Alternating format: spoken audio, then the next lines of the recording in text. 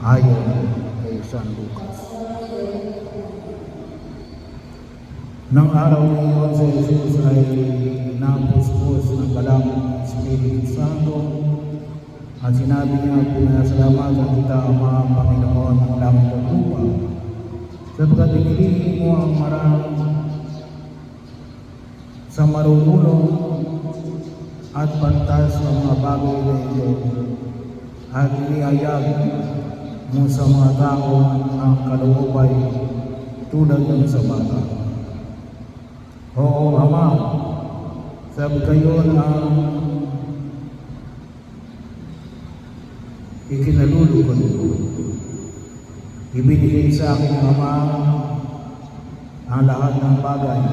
Walang makakilala sa anak kundi ang Ama, at walang makakilala sa Ama kundi ang anak, at yaong marapati pagpahayagan ng Ama." Humarap sa Jesus sa mga alagad at sinabi na di naririnig ng iba, "Mapalad kayo sapagkat narinig ninyo ang inyong nakikita ngayon.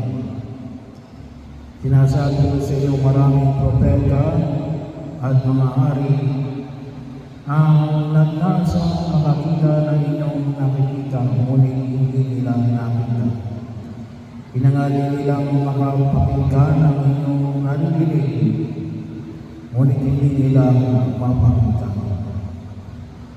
Ang mabuting balita ng Panginoon.